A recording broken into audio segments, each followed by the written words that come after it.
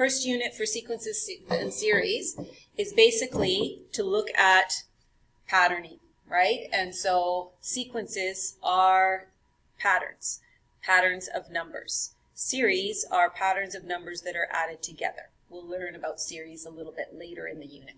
So a sequence of numbers. So in order to look at some patterns of numbers, we're going to look at this cute little fish here. So there's a fish that's in stage 1, and then we're going to increase the size. So it's on dot paper. Each stage of growth, the sides grow longer by 1 unit. On the dot paper, draw the fish for the growth stage 2 through growth stage 6. So depending on where you place it, your fish might overlap, but you still can draw all of them, right? So I'm just going to start my next one here. Actually, I can use a line. Do it in red. So this fish, it was sides of 1 diagonal units, so now it's going to be 2. So that, oops, I'll fix that a little bit. There we go. That, okay, and then here, which extends up, so each side gets doubled.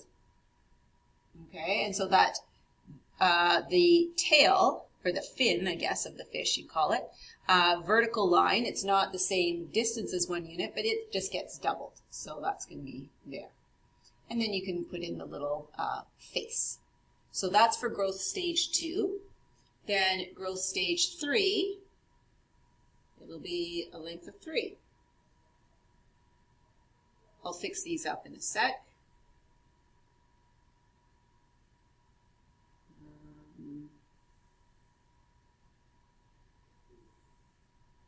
But I've got them approximately.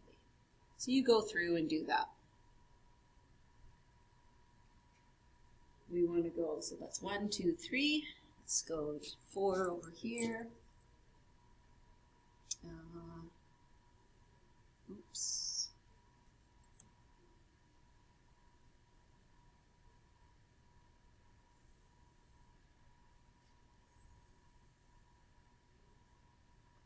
Just touches that one, but that's okay.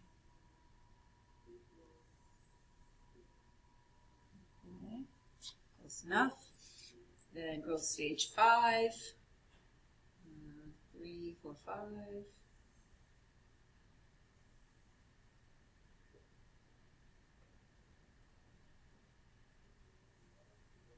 Oh, not enough space. Okay, so I'm going to go move this underneath. Let's go like here. There. Okay, and then I'm going to extend that up. And then, oops. And then up. Oh, gosh. Go. There. So that's 5, and then 6. This one I'm going to have, oh no, I have more space here. So 6. I can go 1, 2, 3, 4, 5, 6. 3, 4, 5, 6.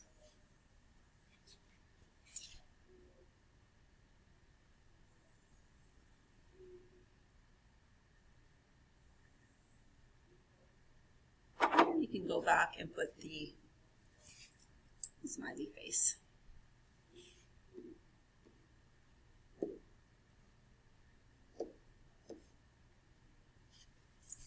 So this is 2, 3, 4,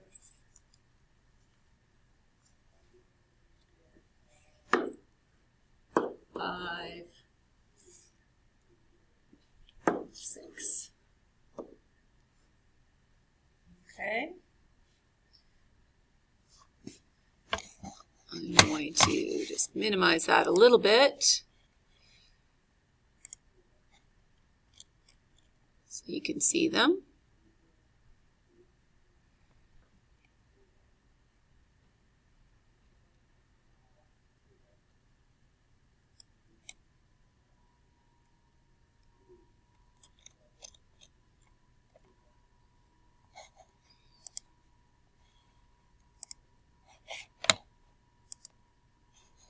Okay, so then I've got 2 pages on here. I'm just going to move that over a little bit.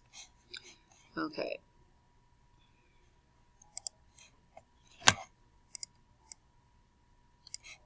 All right, so what does it say? It says, there is a relation between the growth stage and the number of dots making the perimeter of the fish. Describe the relation by completing the first 6 columns of the following table of values. So what are we looking for here? The number of dots making the perimeter of the fish. So not the lengths of the sides, just the number of dots that the sides touch. So in stage 1, there are 6. Okay, so 1, 2, 3, 4, 5, 6. In stage 2, 1, 2, 3, 4, 5, 6, 7, 8, 9, 10, 11, 12, 13. Stage 3, 1, 2, 3, 4, 5, 6, 7, 8, 9, 10, 11, 12, 13, 14, 15, 16, 17, 18, 19, 20. So now you should see a pattern. Okay, looks like we add 7 every time. So let's check with 4. 1, 2, 3, 4, 5, 6. Sorry. 1, 2, 3, 4, 5, 6, 7, 8, 9, 10, 11, 12, 13, 16, 17, 18, 19, 20, 21, 22, 23, 24, 25, 26, 27. Yep. Okay. So that pattern's going to continue. So that means the next would be 34 and then 41. Okay. If you went through all the 6 fish. So then it says use your patterning skills to complete the last 4 columns. So we're adding 7 every time. So that's 48. And then 7 is 55, and 7 is 62, and 7 is 69. Okay. The relation can also be described with a set of ordered pairs.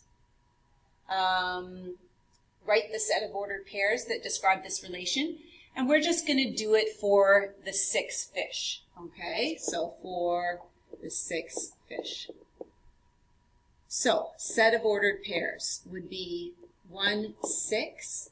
So the number of dots depends on which growth stage you are drawing, right? So the number of dots is the dependent, the second value, and the growth stage is the independent. So then 2, 13, 3, 20,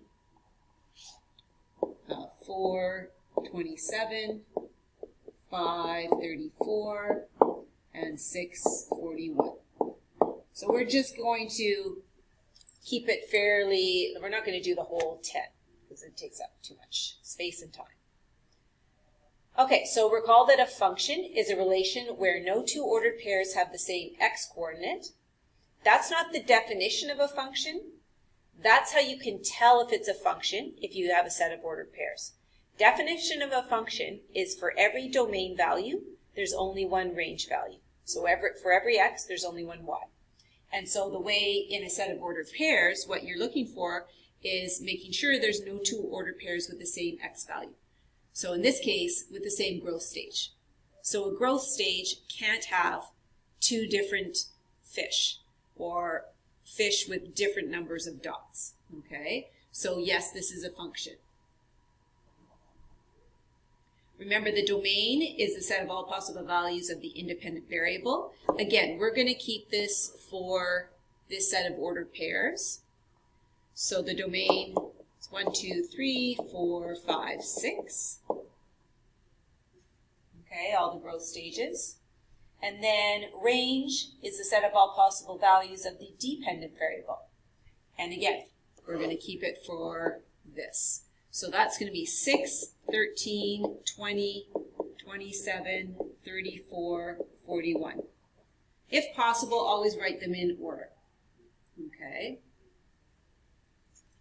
So note that the domain of this relation is a subset of the natural numbers, 1, 2, 3, 4, etc. A function with a domain that is a subset of the natural numbers is called a sequence. Since we know that the domain of a sequence will always start with 1, 2, 3, 4, etc., we concentrate more on the range of the sequence. The values in the range of a sequence are called the terms of the sequence. So the first 6 terms of the above sequence are 6, 13, 20, 27, etc. So really, we're not even going to talk about the domain so much. Even we don't talk about it the range. We're going to talk about a sequence like these values, okay? And we'll talk about the term numbers. And really, the term numbers are the domain, if we ever did that. So this is the first term, second term, third term, etc. Okay, so the first term, look at the notation. It's t with a subscript of 1. So t for term, lowercase t, with a subscript of 1. Tells you you want the first term. That's 6. There are different notations. For the first term, it used to be, depends on the textbook. So some textbooks will call it A, because A is the first letter in the alphabet, so they decided to call the first term in a sequence A. In IB, you will see, it once you get to grade 12, you'll see in the data booklet, the formula sheet, they might use U's for terms. Okay? Still all the same properties. Alberta Education uses T's. So what is the 6th term of the sequence? So it's denoted by 6 with a, T with a subscript 6. So you count them up. 1, 2, 3, 4, 5, 6. It's 41. How do we denote the 10th term? So what's the notation? Well, based on this last one, we know it's lowercase t with a subscript of 10. And then what is the 10th term of the sequence? So that we need to go back to our chart that we finished. It's 69. And then predict the 20th term of the sequence. So 20th term means we keep adding 7 to 69.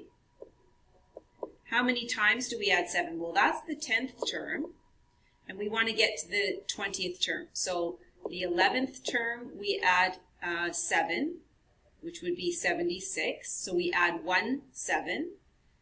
And then the 12th term, we would add another 7, so that's 83. So we've added 2 7s. So to get to the 20th, we'd add 10 7s. So 69 plus 10 times 7 is 70, plus 69 is 139. Okay, that's what we would predict. We can check it in a bit. Okay, so let's go next screen. Okay, I'm going to expand back so it's easier to see. Dual page off, and then view. Okay. So, general term of a sequence. Basically, we want to be able to come up with the formula for a sequence. So, the relation between the growth stage and the number of dots can also be described with words. Complete the following sentence to describe how to determine the number of dots for a particular growth stage. Okay, so to determine the number of dots, take the growth stage and do what? Okay, well, think about it here. If we just say add 7, that means we're taking the growth stage, so say the third fish, and adding 7 to it. Well, that doesn't make sense. We don't just add 7 to the growth stage number. We need to figure out a pattern for these. So let's go back here. Remember, back to Math 10, so linear relations. So we're adding 1 each time. So that means the rate of change is 7. Okay, so your number of dots is going to be 7 times the growth stage. I think we're using S's. I'll check the variables in a sec. But we're not done because our very first growth stage had 6. Okay, so we need to check here how to get 6 when our growth stage is 1, or any of these values. But if we do this, 7 times 1 is 7, so we need to subtract 1. Okay, and then check it with another one. Let's put in 5. So 7 times 5 is 35, minus 1 is 34. That's the fastest way given a chart. Okay, obviously you learned in Math 10, slope. You can take the coordinates and figure that out. That's what I just did to get the 7, the fast way. But you can use the coordinates. Then you can put it in slope y-intercept form and find out what b is. And really, that's kind of what I did, but in a faster way. You don't have to show all the work for that. So in words, to determine the number of dots, take the growth stage and multiply by 7, then subtract 1. Use your results to determine the number of dots for growth stage 20. Okay, so you're finding T20. Was your prediction correct? So T20 then would be 7 times 20 minus 1.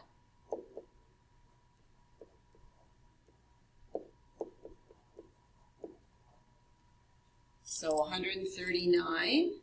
And what did I predict here? 139. Okay. Was your prediction correct? Yes. Okay, so now for any growth stage n. So we want to convert what we did here and here to a general statement in terms of n. So how many dots? It doesn't say what to, so we can say number of dots. I used n before.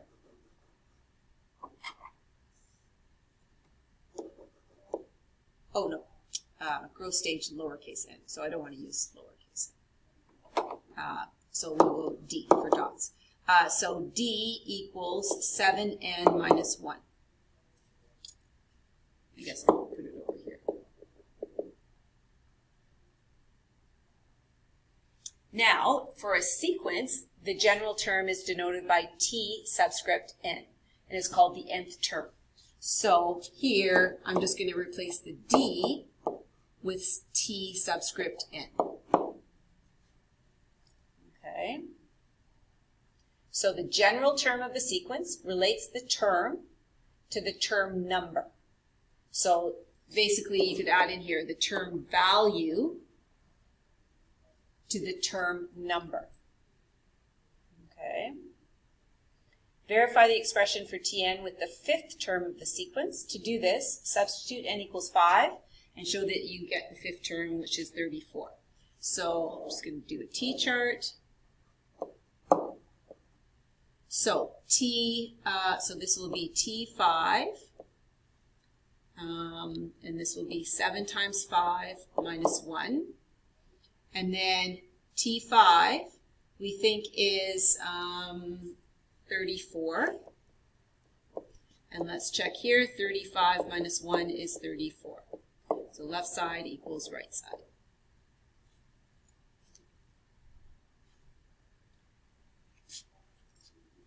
Okay, just give me a sec. Okay, so next one. There are 559 dots making the perimeter of a fish. So that's a huge one. Use your general term to find the growth stage because you don't want to go through every step. So now we know that the term value, so this is the term value, is equal to 7n minus 1. And so you want to solve for n.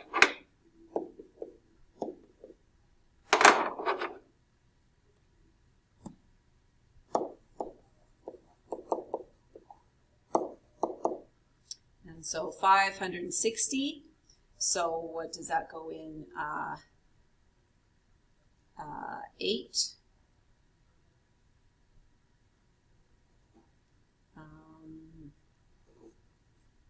So 80 growth stage, so that would be the 80th fish.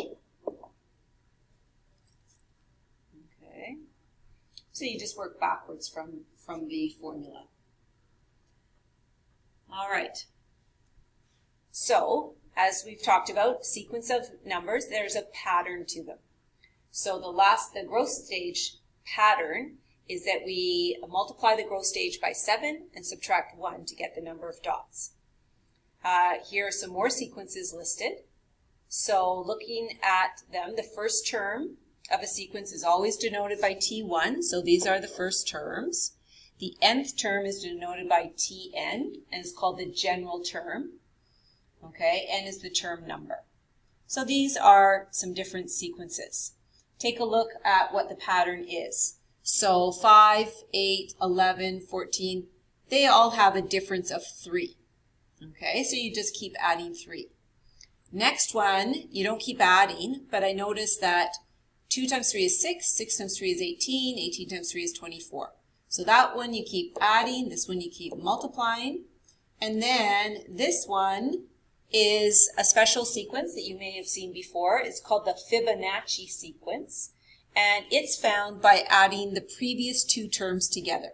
So 1 plus 1 is 2, 1 plus 2 is 3, 2 plus 3 is 5, 3 plus 5 is 8. Okay, so that one, we wouldn't be able to come up with a formula to find any term. We could use what's called a recursive definition, and we'll talk about that in a few minutes. Okay, so a sequence can have a fixed number of terms, finite. That means it stops, say after 5 terms, or 10 terms, or 20 terms. Or if you see the dots on the end, it keeps on going forever. Okay, so classify the above as finite or infinite. So the first one, there's no dots, so that's finite. And these are infinite. That doesn't mean that this can't go on forever, but in this particular case, we've stopped it. It ends at 23. Okay. So here's that recursive definition I was talking about. So the first 6 terms of the sequence that describes the number of dots, we already figured those out. They're 6, 13, 20, etc. Write a rule that compares the number of dots in a growth stage to the number of dots in the previous growth stage. So this is like saying Tn plus 1. What do we do to the previous term, which is Tn, to get the next one? Well, remember, we kept adding 7. That's how we filled in our chart. So recursive definitions is looking for the pattern to go between successive terms. So here we just add 7. Okay? Or you might see it as Tn equals Tn minus 1 plus 7. So these are 1 apart. These are 1 apart. Okay? So really, they're the same thing. So use your rule to complete the following statements. It says the number of dots in growth stage 2 is 7 more than the number of dots in growth stage 1. We knew that. So this will be a 1. Okay. And notice, so if n is 1 here, then n plus 1 will be 2. If n minus 1 is 1, then this is going to be 2. Okay. So you can use either version. They're just 1 apart. Number of dots in growth stage 3 is 7 more than the number of dots in growth stage 2. Okay? They're successive terms. So that subscript is 2. So growth stage 10 is 7 more than growth stage 9. And then in general, growth stage n is 7 more than the number of dots in the growth stage that's 1 less than n, which is n minus 1. So that's the version that I had here. Okay. So the recursive definition for a sequence relates a term to the previous term. There are two parts to a recursive definition. The first part is to state the value of the first term. Second part consists of the rule. Okay? We have to state the first. Sometimes students are good at getting the rule, the harder part, but they actually forget to put the first term down. And so then we don't know what number to start with, right? So you have to know what number to start with. So write both parts of the recursive definition for this fish sequence. So we already found Tn is Tn minus 1 plus 7. But we don't know what this previous term is. We have to have that definition of the first term. So the first term was 6. Okay, so now we can then use that. So if we want to find the second term, we put 2 in for n, 2 in for n here, so that will be T1, which is 6, plus 7 is 13. Okay, so just really putting the n values into that. Okay, so let's do some practice here. So it says the general term of another sequence is Tn equals n squared minus 3n. It's just like an equation, like a function, but it's for a sequence. Determine the first 4 terms of the sequence. Okay, so n always starts with 1. When you get to grade 12, you might do some sequences where we call it n starts with 0, but this year n equals 1 is your first term, 1 for first. So T1 equals 1 squared, so you just substitute the 1 in for n. So 1 minus 3 is negative 2. And T2 will be 2 squared minus 3 times 2. Then T3 will be 3 squared minus 3 times 3.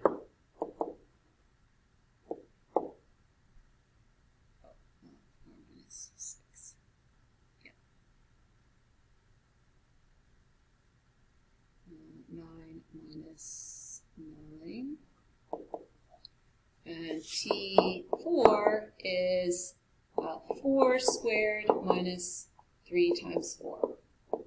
16 minus 12 is 4. Okay. So that's a sequence. It's a different one, like what is the pattern? Well, the pattern is nothing is changing in between these two, and then we're adding 2, and then we're adding 4. Okay, so it's not something that is easy to find a pattern between the term numbers, but we do have the general term, so we can find there is a pattern. It's n squared minus 3n. Okay, it's just not a basic one. Next one, a recursive definition. So notice how we have to be given the first term, and then here is our general term based on the previous. Okay, and this works for n greater than or equal to 2.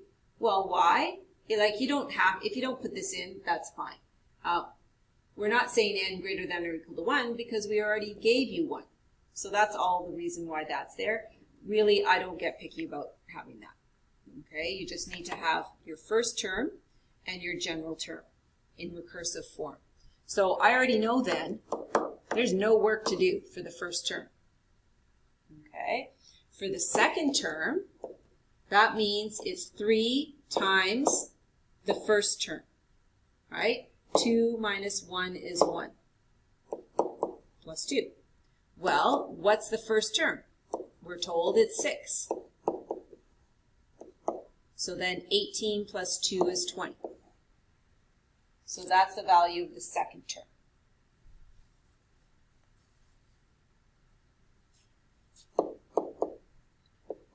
Third term is 3 times the second term plus 2.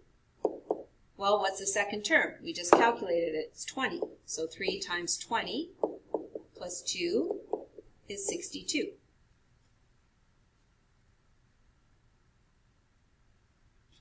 Then T4 is 3 times T3 plus 2. T3 is 62. So that's 186 plus 2 is 188. Okay. So you're just using that recursive definition. It's just plugging it into an equation.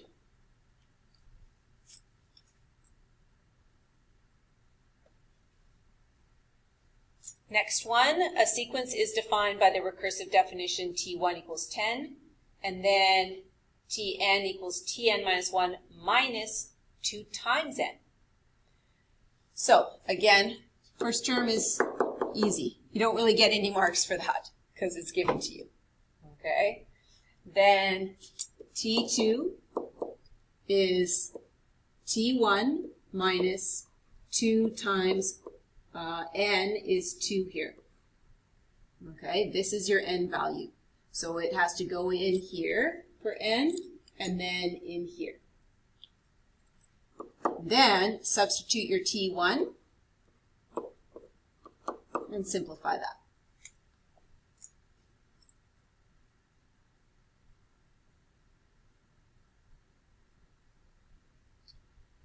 Then T3 is going to be T2 minus 2 times 3. It's the third term. T2 is 6 minus 6 is 0.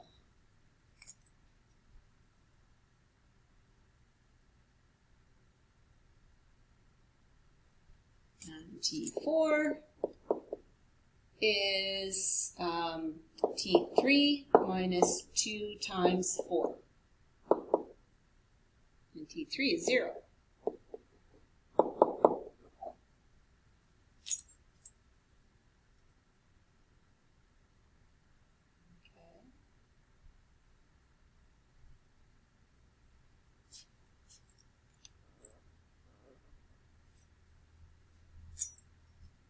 All right, so now we need to practice coming up with some formulas for the general term. So the middle column is the recursive definition, and the third column is basically an equation, okay, so that you don't need to know the previous term. So, recursive definition, so take a look at the sequence and look for patterns. Well, what's happening here? Okay, so we're adding 3. So look and see if you're adding or multiplying, or adding or subtracting, or multiplying or dividing. Those are the easiest ones. And then go from there. Maybe it's squaring each of them or something like that. But these are all adding 3. Okay? So that means your recursive, first of all, your first term is 8. Okay? Got to have that. Then your every term is compared to the previous term, and then you have to add 3 to it. So you add 3 to each term to get the next. So technically here, remember how I said you don't have to show n greater than or equal to 2. You don't. I'll take it without it, but technically that's it, because you've already given term 1, n equals 1.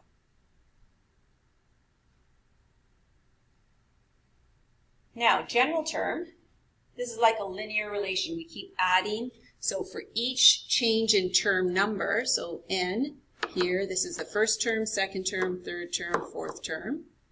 Okay, so for each change in n, it's increasing by 3. So that's your rate of change. So Tn is going to be 3 times n. Okay, and then figure out what that constant term. It's like the y-intercept on a linear relation. So if you put 1 in for n, you get 3, but we need to get 8. So we need to add 5 to that. And then just test it out. So if I put 4 in for n, I get 12 plus 5 is 17. So I know I did it correctly.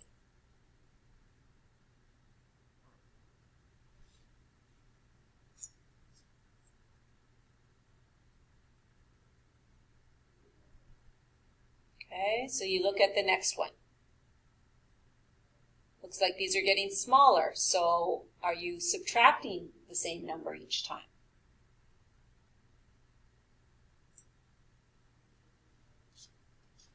here it looks like I'm subtracting 5 each time for n equals 1, 2, 3, 4. So it's linear, a linear relation as well. So your first term is 7. You're subtracting 5 to each successive term. So the previous term minus 5 gives you your next term.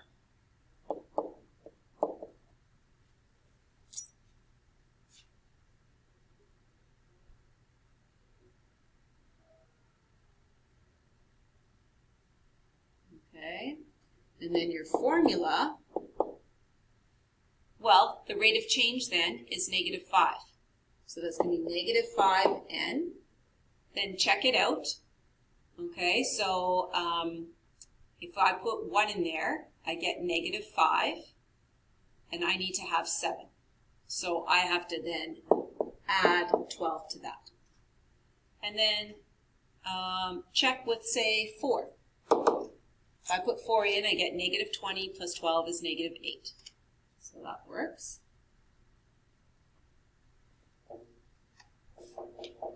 Just one sec here, folks.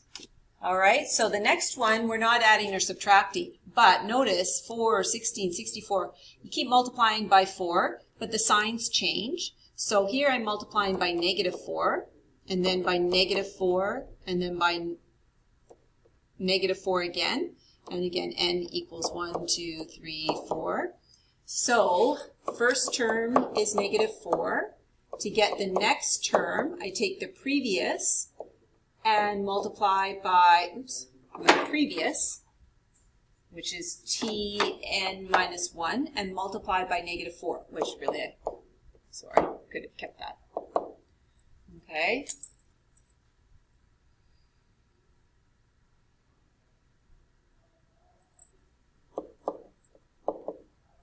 And then for the actual equation, so this one's not linear, but what are we doing to get each term? So if we're starting with n in there somewhere, n equals 1, I'm multiplying that by negative 4. Sorry, just a sec here. Thinking about you're multiplying by negative 4 each time, and you're starting with negative 4. So negative 4, the second term is 16, which is like 4 squared. The third term is 64, which is like 4 cubed. And then the signs in there. So we're going to have basically negative 4 as our base of our exponent to the exponent n. So check it out. If you're not sure, try it with some values. So when n equals 1, I get negative 4. When n equals 2, I get positive 16. When n equals 3, I get negative 64. So I know that I've got that correct. We'll learn for all of this chart, we're going to learn a formula that will get us this general term all the time without really, so it basically cuts down on the amount of thinking that you even have to do. This we had to think a little bit more about it, but with the formula, you can just sub it in, simplify it, and you've got the general term. So we'll learn that tomorrow. Okay. And that's really part E here, is being able to specify what kind of sequence, and then, as I said, we'll learn for what's called an arithmetic sequence and a rule for a geometric sequence. Okay. So it says for each sequence, describe a rule, how to get from one term to the next, and write the next two terms. So it's like the recursive definition rule, but just in words. Okay, and write the next two terms. So take a look at it. What are the patterns here? So I want to always look. If they're increasing, then I see, is it by adding the same amount, or is it by multiplying? So here, if I take 29 minus 24, I get 5. So I've added 5 there, and it's the same there, and the same there. So that's the pattern. So I keep doing that. So that's going to be 44, and that's going to be 49. And so the fast rule is add 5. That's how you get from one term to the next, is by adding 5. That's all I'm looking for there. Okay, so you do the next ones. Looks like there's actually a comma missing there.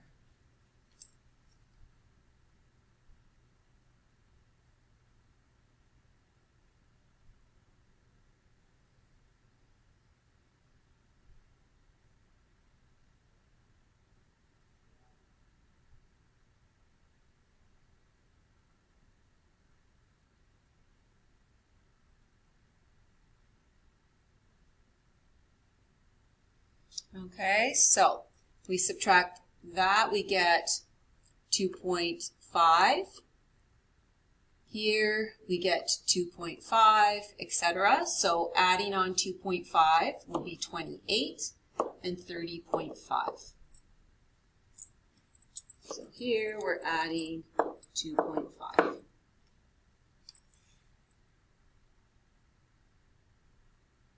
Next one's getting smaller. So if I go 5 minus 12, I get negative 7. So I'm subtracting 7 each time. So now negative 9 minus 7 is negative 16. Minus 7 is negative 23. It's getting more negative.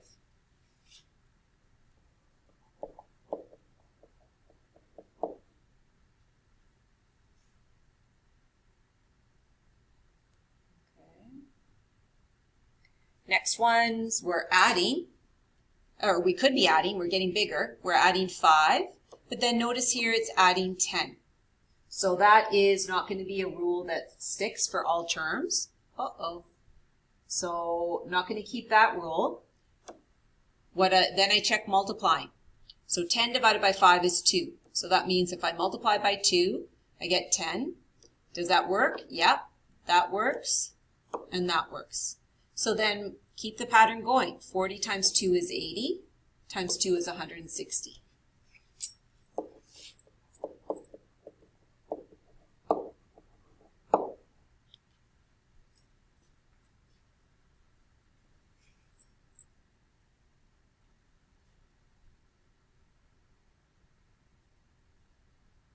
Okay, next one.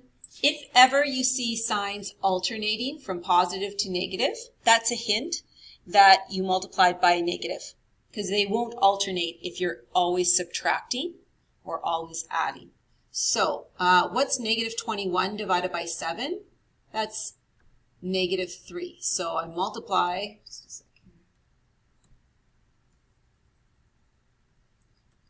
So you can get the value by dividing, but that means you multiply by negative 3. And then here, yep, that works. So these are all multiplying by negative 3. So my brain is a little slow today. 189. So that's going to be positive 567. And then negative 1,701. Okay, so what are we doing here? We're multiply by negative 3.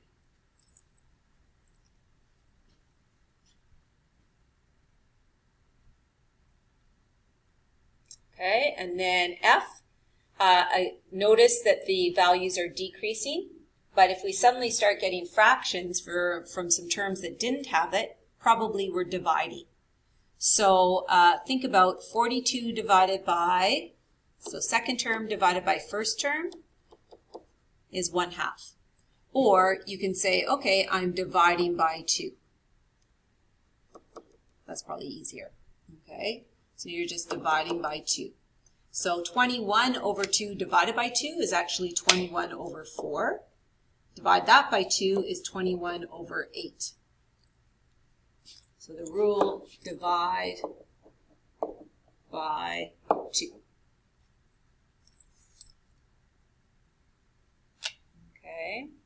And then G, you'll notice that you're not adding the same amount, you're not multiplying by the same amount. This is that Fibonacci sequence.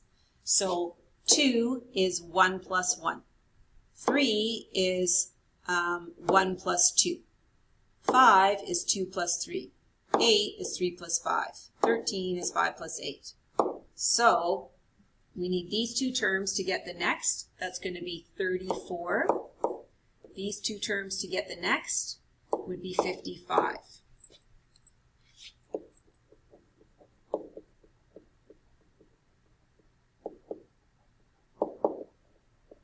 So this one we can only explain recursively. You have to know the previous two terms.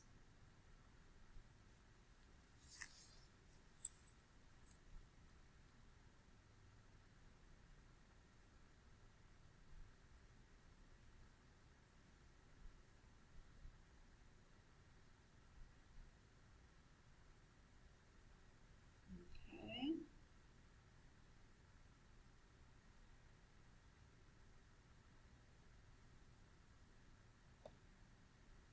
All right, so now we're getting into those definitions that I mentioned to you. So sequences where the same number, positive or negative, is added to each term to create the next are called arithmetic sequences. State which sequences in question 27 are arithmetic. So that's where you add the same number, but you could be adding a negative. So adding a negative is like subtracting. So that would be obviously adding the same number, or subtracting, because that's like adding -7. Okay? So A, B, and C are arithmetic.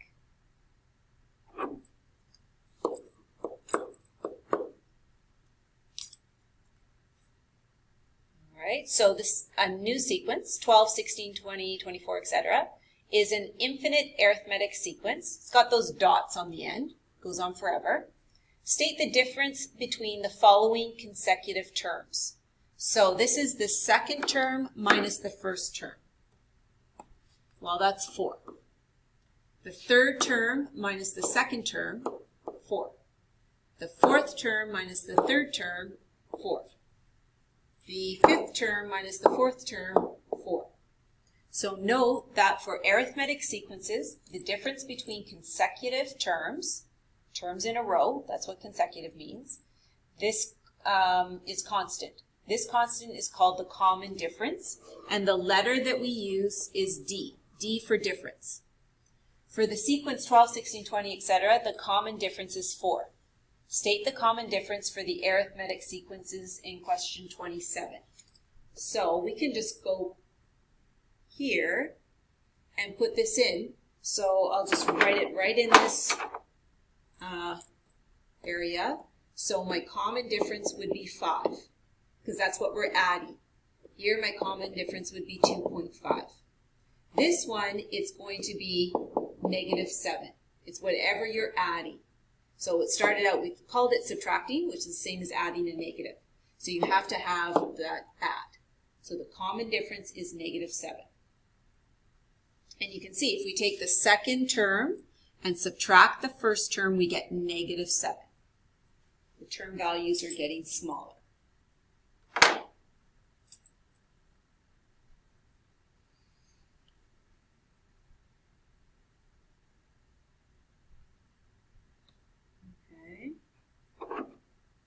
So we've done that.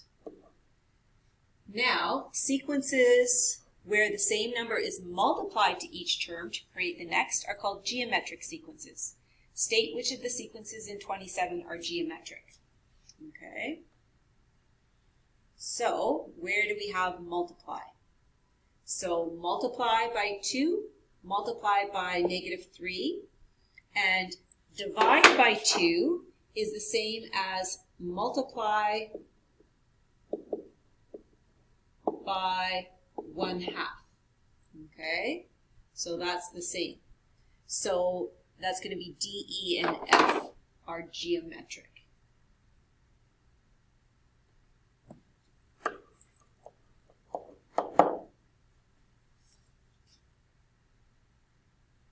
Okay, so now a new geometric, 2, -8, 32, -128, is a finite geometric, finite just because it doesn't keep on going forever.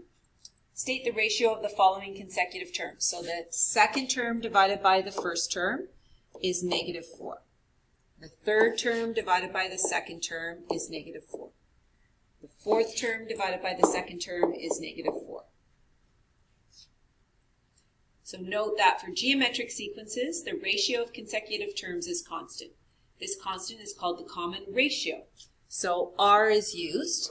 So that R is different from radius. You need to know the context of the question. So in sequences, R means common ratio. So in this sequence, the common ratio is -4. State the common ratio for those in 27.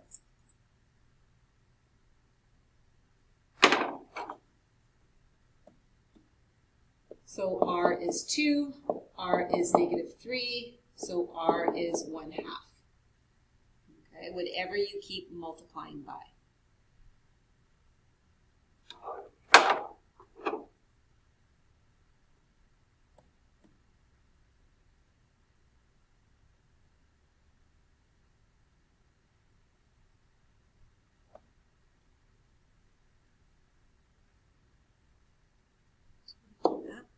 So, in summary, an arithmetic sequence, each successive term is formed by adding a constant to the previous.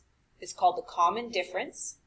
You can find it by taking the second term minusing the first, third term minusing the second, or any consecutive terms, doesn't matter which. If you're not sure if it's arithmetic, that's how you can tell. Do it a couple of times and make sure you always get the same value. In a geometric, each successive term is formed by multiplying a constant to the previous. It's called the common ratio, and you're dividing now. Okay? Some sequences are neither arithmetic nor geometric. Which of the sequences in 27 is neither? That's the Fibonacci sequence, and it does have a large number of applications in nature. So if you have the time to search, if you're interested in that, it is quite interesting if you research that. That's the last sequence. So that would be G. Okay, and I think that's where we end today. Yep.